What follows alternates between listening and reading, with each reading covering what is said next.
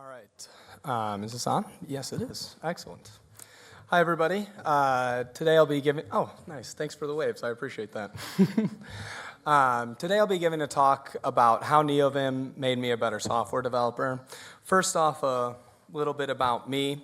I'm TJ DeVries. You might see me online as THDV. Just about myself, this is my first time visiting Japan, so I really appreciate the invitation to come and speak and meet so many of you. It's really an honor, and I'm looking forward to getting to talk to more of you throughout the day. I've got 3 little kids at home, and I'm excited to see them again when I get back. And I also sell coffee from the terminal. If you think that's funny, you can ask me about that later, and I can show you. It's pretty cool. I think this is the right crowd for that kind of thing. More about my work is I'm a NeoVim contributor. I'm the author of Telescope NVim, which is a fuzzy finder that's pretty popular for NeoVim. I do a lot of live streaming and YouTube videos, and generally speaking, I'm a big fan of memes. Some fun projects that I've worked on recently include Failwind NVim, which is configuring NeoVim with CSS. I've worked on a project called vim-jp, which takes Vim9 script and transpiles or compiles it, if you will, to Lua to actually help with some of that runtime compatibility between Vim and NeoVim as more of Vim's runtime moves to Vim9 script, and some other things like that. And so probably after hearing some of those things, you're surprised that my first slide didn't look something more like this. How NeoVim made me a better software developer, not what you think. You know, a classic sort of YouTube clickbait thumbnail. But I figured for a conference talk, we'd keep it a little more professional. But I couldn't resist at least putting in a little bit of that for the talk. So, like any good conference talk, we need to start with some definitions. And what I really want to go over is, what do I mean by a better software developer?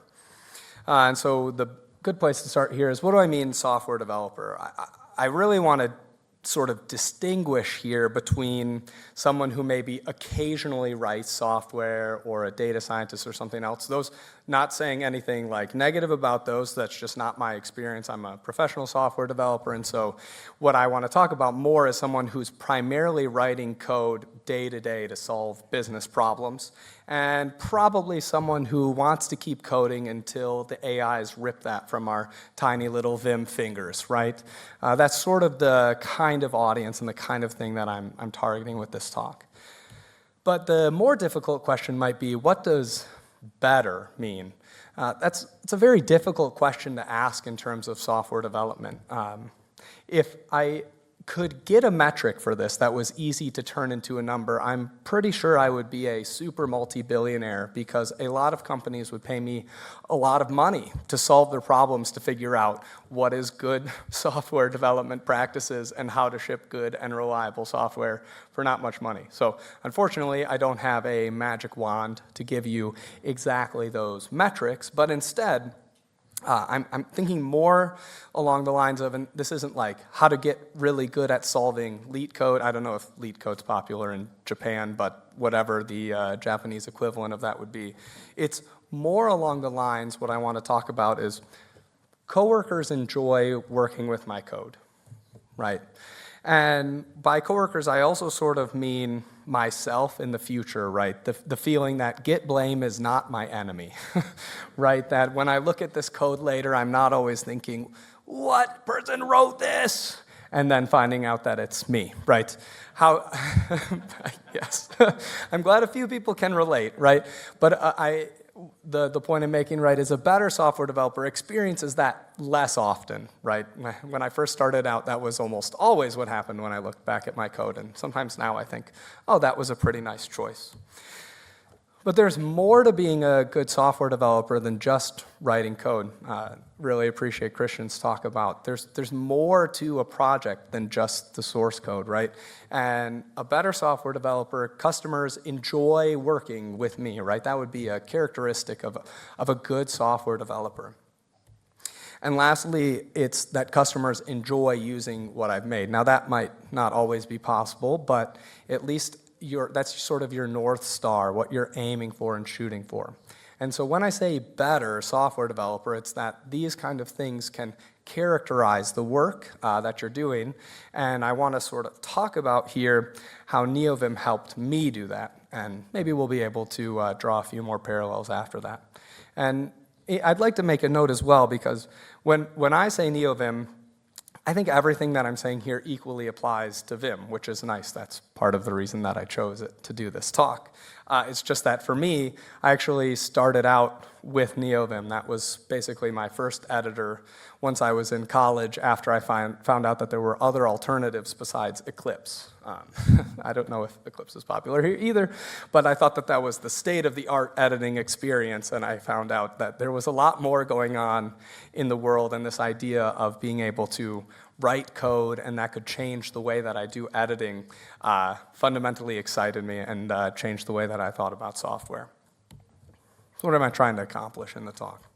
The first one is that I'm assuming most of you are Vim users, so I'd like to help you have maybe a slightly different perspective on how you interact with Vim and some of the things that are going on there at the various stages of Vim configuration and Vim usage. But also, through this talk, hopefully there's some ways to communicate to non-Vim users about why do we love Vim? Right, and why are we excited? Why would we go to a conference and spend a Saturday, I'm pretty sure it's Saturday, my time zones are all messed up. Why would we spend a Saturday hanging out in this room and talking about this, right? That doesn't make sense to a lot of people, right? And at least by the end, hopefully they could concede there is something valuable about this, right? How are we going to do that? What's our outline? Well, we're going to start with terrible arguments. Sometimes I think this is a good way to elucidate what we're not talking about, right? This shows us all of the things that I definitely don't mean. And there are a lot of really bad arguments about how Vim or NeoVim makes you a better software developer on the internet. There are just a lot of them. You can go to any reply section and find them. Then we'll move to some better ones that at least are on the right track, but they're not the primary thing that I'm really driving at. And then, since this is a conference talk, I'll finally answer the question. I know I'm the last one before lunch, so it's probably okay if I just go all the way over into lunch. I'm just kidding. No, we'll make sure that we're done right on time here. So let's start with the worst arguments, and I'm going to sort of title the section, No, Please No, right? Do not use these arguments online, please. It is not only not helpful for yourself, but it also makes people less likely want to use or join our Vim or NeoVim communities. So the very first one here is, it's written in C, so it must be fast. First off, you can write slow code in C. I've done it. And so that's just not true on its face. But beyond that, just because a program that you're running might be fast, that doesn't actually make you inherently faster, right? It's like when a project says, oh, its primary feature is that it's written in Rust. Well, okay, but that doesn't tell me if it's a delightful product to use. Another one sort of that I see is this immediate jump to, you use a browser to edit text, and sort of immediately talking down to other people because they have a different way of doing their software development. And sure, this might be a funny joke amongst friends or whatever, but pointing out other people's bad choices doesn't actually make your choices good, right? If I am just laughing at someone who has a hole in their boat, but I also have a hole in my boat, we can both be sinking, right? That doesn't actually move me towards being a better software developer. It's also just not super nice, so consider not doing that. And this is sort of the same thing that I sometimes see is like, oh, good software developers use X tool, bad software developers use Y tool. Also not effective and also just not true. Some of my best coworkers that I've ever worked with used VS Code or JetBrains or thought that Vim was stupid, and they were my favorite people to work with, right? And I loved working with them even though they were wrong, you know? Right? That's funny, so we're joking, so it's okay, right? And the last one is it looks cool in the coffee shop or in interviews. I will say it probably does look cool in a coffee shop. I don't know. But that really doesn't, looking cool doesn't tell you whether you're going to be able to ship things that your company needs to solve the real business problems or make your customers happy and enjoying using what you're building, right? That just is completely irrelevant to that kind of problem. But we'll move on to now. These ones are arguments that I'm sympathetic to, but they're really not driving home the main point of making me a better software developer. For example, sometimes I see people talk about responsiveness. Oh, well, the other tools, they're so slow, blah, blah, blah, right? And this is at least like better because there's something you could measure. It's better than just saying C is fast or something like that. But, and I do agree latency bothers me, but whether text shows up on the screen fast or not doesn't magically make my code good, right? It doesn't turn my code into something magical. It might just be that I see my bad code faster inside of Vim than I would inside of a different tool. This one might be a little bit more controversial in this room, so just hear me out.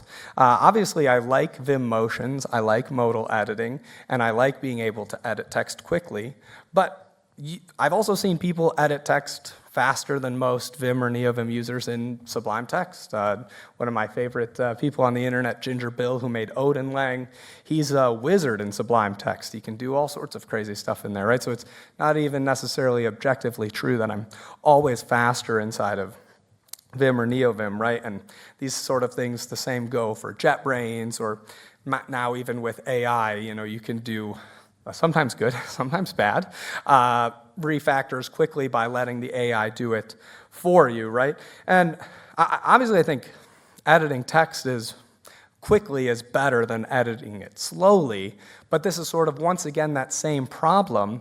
If the text that I'm editing results in bad code, I'm now just able to generate more bad code more quickly, right? That doesn't solve the problem. We still have the same problem of I'm generating bad code faster.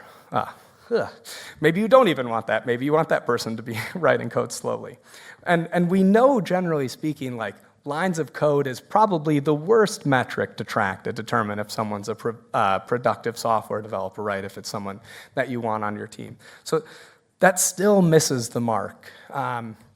A lot of times I hear plugins. That's the thing that makes me a really good software developer inside of NeoVim. And I made this, I don't know if if motivational posters are like a big thing in Japan, but I made this motivational poster while I was working on this talk. It says, the amount of fuzzy finding, no amount of fuzzy finding will turn my junior developer self into the senior developer version of myself, right? That's me writing this presentation. And the point is there, even if I love Telescope and I spent a lot of time working on it, it doesn't matter that I can get to the files fast. I still didn't know how to write code when I was in college, right? It was just bad. And so no amount of plugins are sort of going to fix this problem of me being a worse version of a software developer than what I am today. And I think one of the things I'm trying to drive home here is that sometimes people get confused. They see a coworker who they think is a really great software developer, and they notice that they know their tools very well. And so in their brain, they sort of connect uses tools fast, good programmer.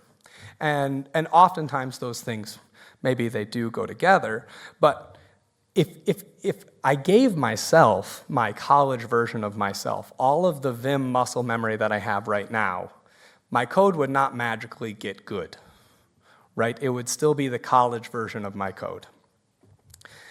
So here's maybe where we're getting very close to the things that helped me become a better software developer with NeoVim, but they're just not quite there. And the first one here is open source. And I do think open source is a great way to, at least has a lot of potential to help you grow as a software developer, but it's hard to replicate all the factors. In my experience, I had a lot of people willing to help me, and to work with me and to teach me different things. But it's sort of hard to get that perfect overlap of the right person and the right project and the right issues and the right timing and the right place in your life, to get all of those to overlap, to have a really productive experience where you're getting a lot back from that other person.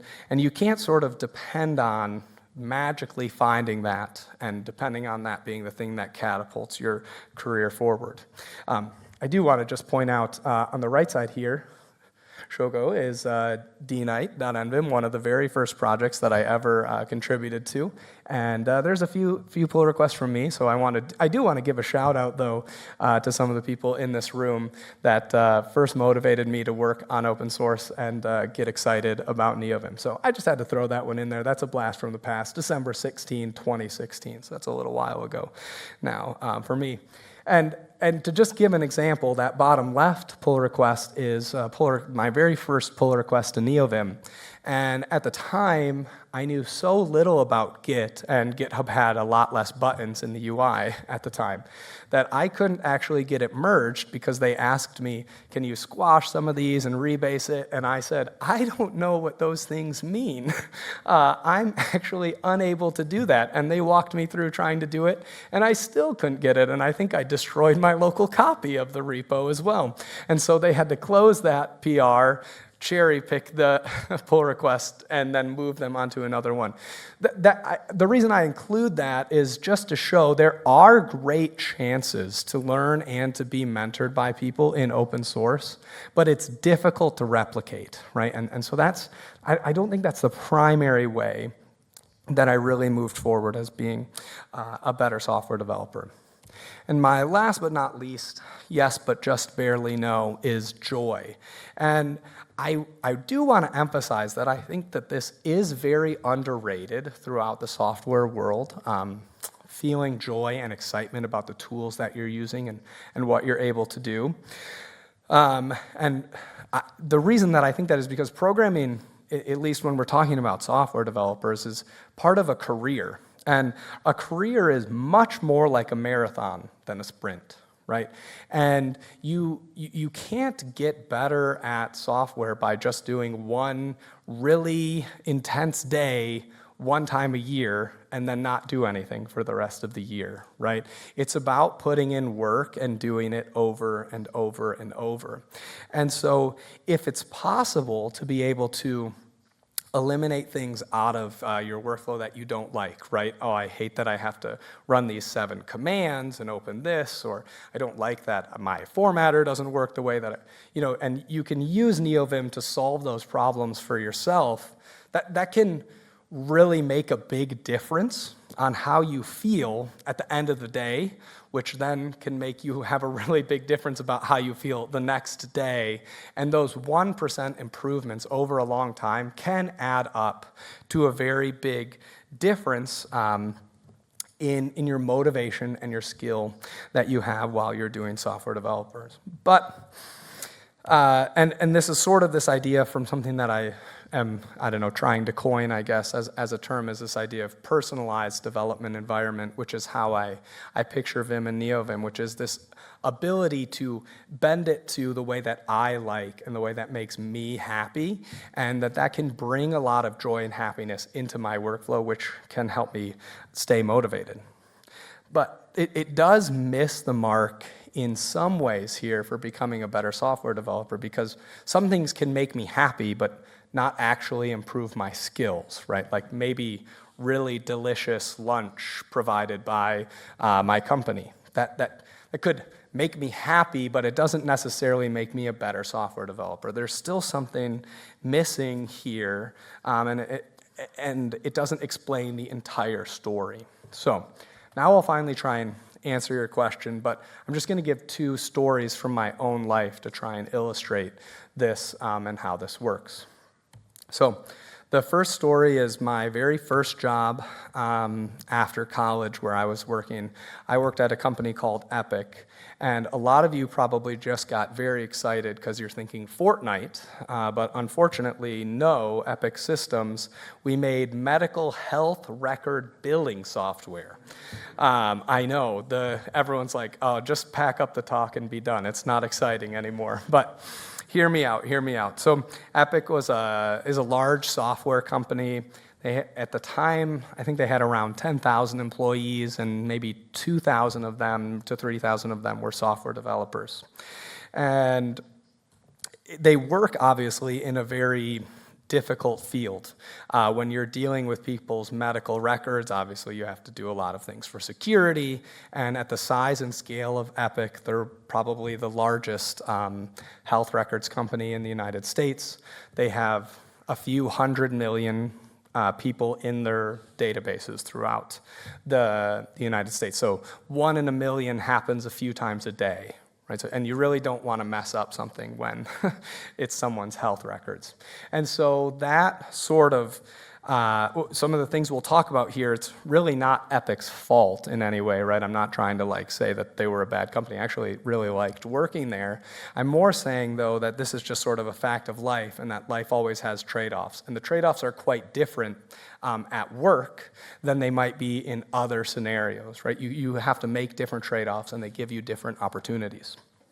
And so at Epic, the thing that I was working on, the creation, the product that we were making was completely unfamiliar to me when I joined.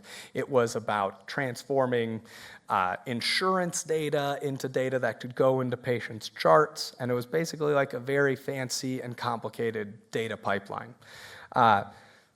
Obviously, I had no opinions about how that should work when I joined the company. That was not something that had ever even crossed my mind, right? And so the thing that we were creating together was something that was unfamiliar to me and that I didn't really understand. Obviously, as I worked there for longer, I gained understanding, but I didn't have a firm grasp of that. Beyond that, the customer was someone that I also didn't understand and was far away from me, right? It was some person in an IT department at a big hospital managing different claims and insurance data.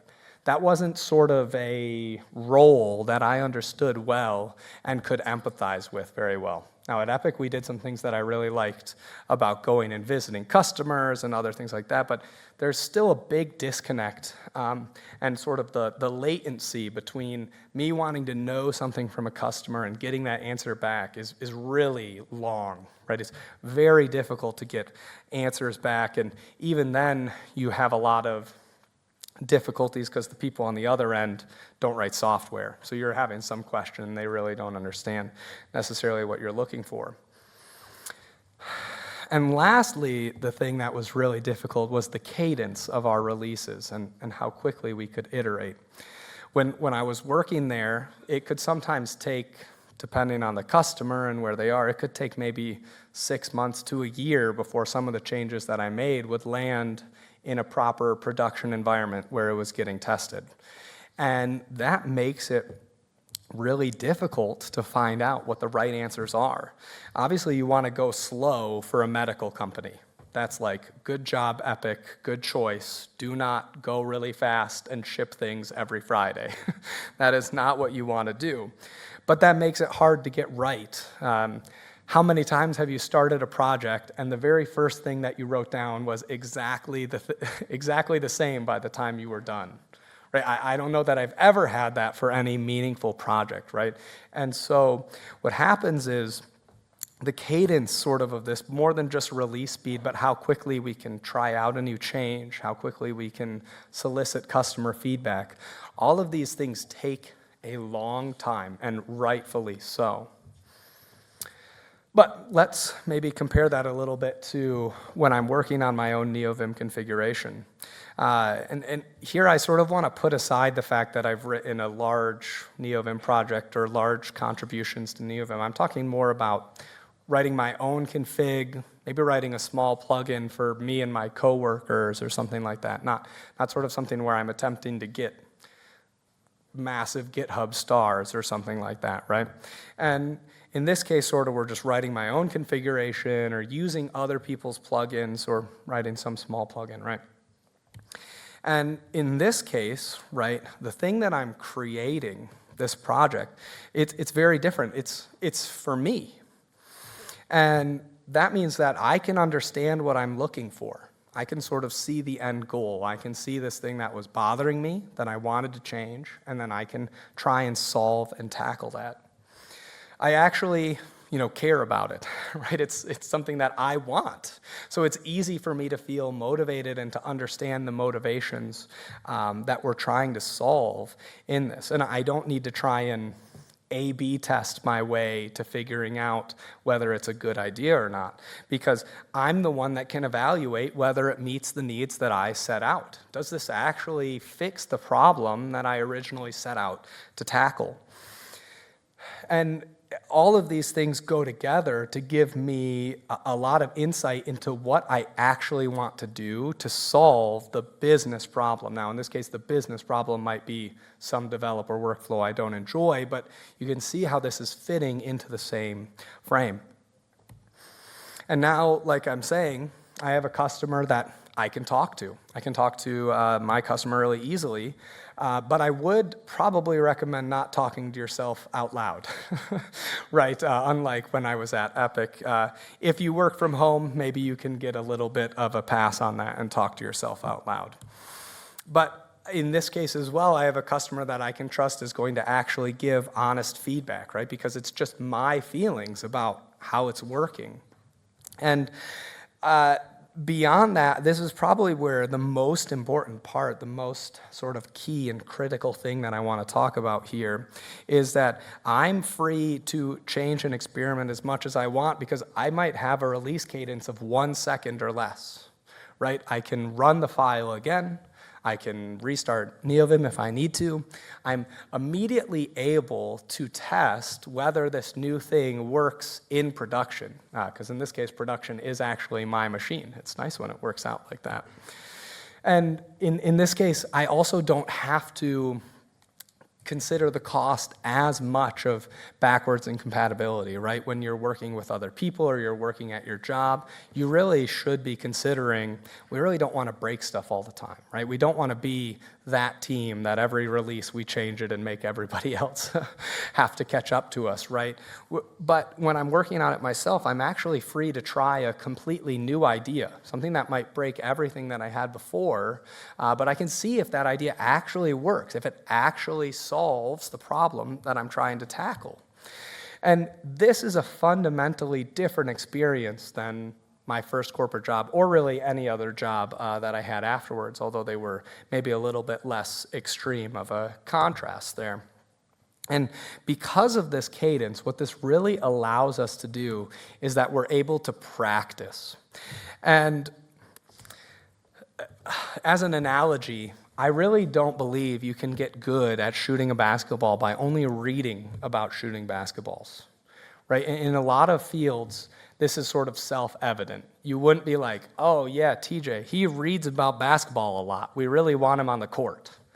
It just doesn't transfer, right? It might be useful. It might still help me out in certain aspects of my game, but I need to get into the gym and I need to take shots and I need to take different kinds of shots and I need to take shots that I've never taken before so that I can explore and learn new things and get better at basketball, right? And in the same way, I really don't think you can get good at software and this sort of holistic view of software by only reading about writing a program or only shipping something once every 6 months, right? And so you need a playground to test out the ideas and gain intuition and taste for how they work. You need some place where that's possible. For me, one of my good friends told me a while ago that TJ's really good at designing APIs. And I really believe a lot of the reason for that is not that I was born with some natural gift of API talents, right? That as soon as I came out of the womb, I was just describing specs, and my mom was like, wow, he's really good at this, right? That's not what happened. Instead, I really think a lot of this is that I was able to practice both in my own sort of first for my own config, then by working with other people on their projects, and then eventually launching some of my own projects where I was able to iterate on ideas, and you find out where certain things are good, where maybe you want to add a spot to configure, or maybe where you want to add a spot where you need to constrain, right? And not everything should always be open-ended, but maybe you should just clamp down, right? And these are things that I really don't think you can just read a design patterns book and suddenly understand, right? They're not going to solve a lot of these problems. You need to try them out for yourself. And so the way that I got good at designing APIs was first I designed a lot of really bad APIs. I look back at some of my plugins from a long time ago and I think, wow, I'm glad I don't write code like that anymore, right? And that's, I think, one of the main things, right? So we have this idea of practice here. And what are the things that you can actually practice when you're doing your own NeoVim or Vim things? The first one is you can clarify a vision, right? A lot of times you start off with an idea and you try it out and it doesn't work. And that's good because that's what's going to happen at work. And then you need to figure out how do you take that idea and turn it into a better idea, right? And this is almost like getting to practice project management for yourself, right, inside of your own projects. Debugging is another one that happens a lot. I really think, I can't tell you how many times someone has sent to me, like on a stream or somewhere else, a stack trace saying, hey, my Vim's broken, why is this? And I can just read the error and I can tell them what went wrong. That's, once again, not a magical gift that I had of intuition when I first came into this world. It's that I've practiced reading a lot of error messages, sometimes my own or sometimes from other people's plugins. And practicing those ideas are useful for the same kinds of problems that I experience at my work. I'm going to have stack traces, or someone else is going to generate a stack trace at work, and I need to fix it, right? And what's interesting, though, is I think it gives us chances to dive into someone else's code and figure out what's going wrong, to get new ideas from them. But it also sometimes gives you an appreciation for simplicity. I see a lot of people, the first thing they do when they start NeoVim is they just throw 10,000 plugins in there, and then they're like, why does it always break? That's a good lesson to learn. Because at your work, you might also not want to install 10,000 packages to fix one simple problem. Maybe you just write a curl request and that solves all of your OpenAI compatibility problems, or whatever it is, right? You can gain an appreciation for simplicity or for reducing dependencies by experiencing the flip side of that at a bit more of a cadence than you would at your work. It gives you chances to work on collaborating with people, right? Whether that's, I remember very fondly at my first job that I was doing, interning at while I was in college, and my friend and my another intern and I sitting downstairs in the basement, first discovering NeoVim and getting chances to work on little plugins that we used inside of the company. And we were able to iterate on those really quick because no one depended on them except for us. And we were sitting next to each other in the basement. Probably should have been doing something else, but sometimes that's what happens. And so this, but beyond that, right, there's ways to collaborate with people online, with their plugins, right, or with just coworkers or friends you meet at a conference like this. It gives you a chance to be that person that knows how to communicate technical ideas, to be able to talk to new people, right, and that's sort of that thing that I'm driving at for a better software developer. It's more than just my code's really good. Right? It gives you a chance and a playground to practice that in a much lower stakes situation than, oh, I need to get everyone to agree about this thing that we're going to ship to 100 million people. The stakes are a little bit different when you're practicing here, which is great. And along that idea is just communicating ideas, things that maybe you'd like from someone else, or how to communicate to people who are using your thing to understand what your goal and vision is, right? When you write a small plugin and you want to document it, it gives you a chance to practice communicating with people asynchronously that you don't even know, right? And someone asked about language barriers. You can practice, writing things that are going to be understandable from people all over the world. It's an incredible chance to be able to practice communication.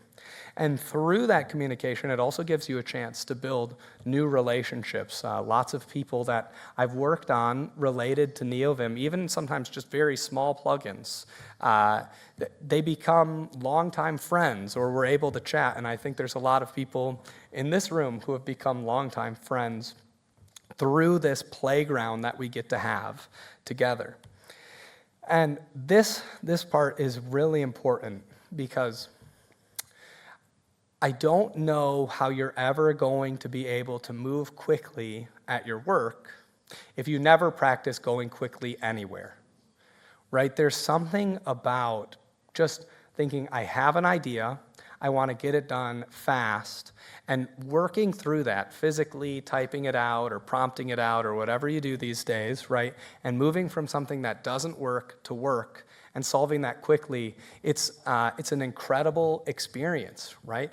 And practicing that, getting good at moving quickly and efficiently is a skill that directly translates back to the kinds of things that, at least ideally, you'd like to be doing at your work.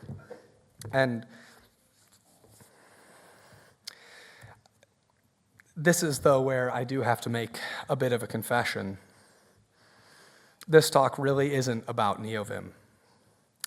It's actually just tricking you into finding a playground for you to practice coding. For me, that was NeoVim, and it's been an incredible help for me, but for you, it might be something else, and that's great, particularly to people watching this talk later that are the non-Vim users. Maybe it's going to be something completely different besides Vim. And so I'd encourage you to find your Vim. Find that place where you can iterate on your ideas, where you can try out new things, where you can practice all of these different aspects, and you're able to move yourself in the direction of this holistic, better software developer.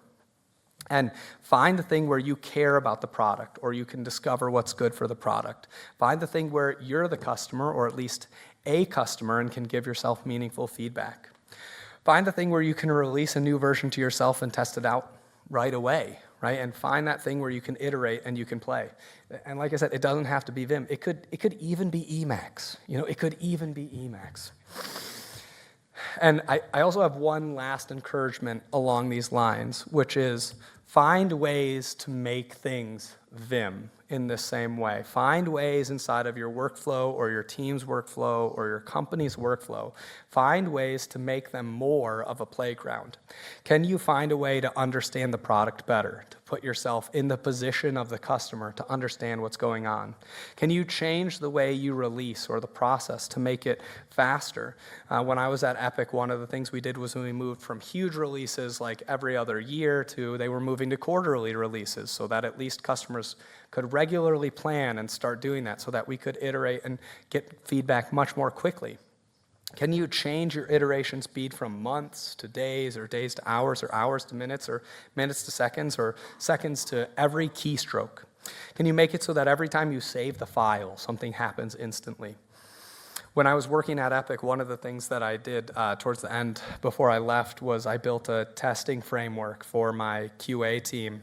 And the project that we were on before, it used to take maybe overnight to run some of the tools because they would have to go through all of these different environments and everything else. And I wrote something for them so that they could put everything into an Excel file, the inputs and the outputs, and they could just run the Excel file, and it would load everything in and then get to the end and test the results. And it changed something that used to take a day into minutes.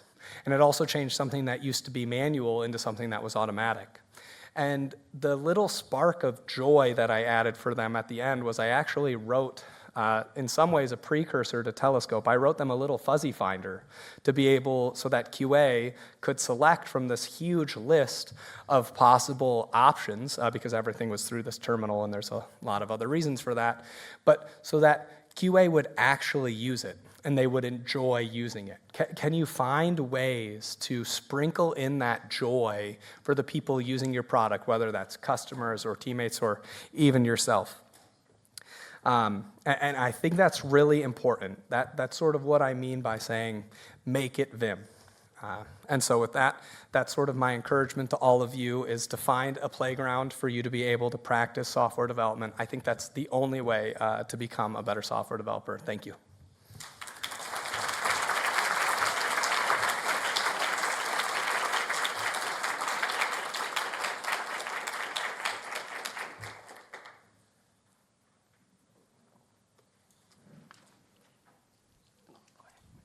Thank you for your presentation. We have 20 minutes. Oh, I still have time. Oh, Let's do Q&A. yeah, that sounds great. I'd love that. I think so. I think you have time. Yeah, I thought it's done.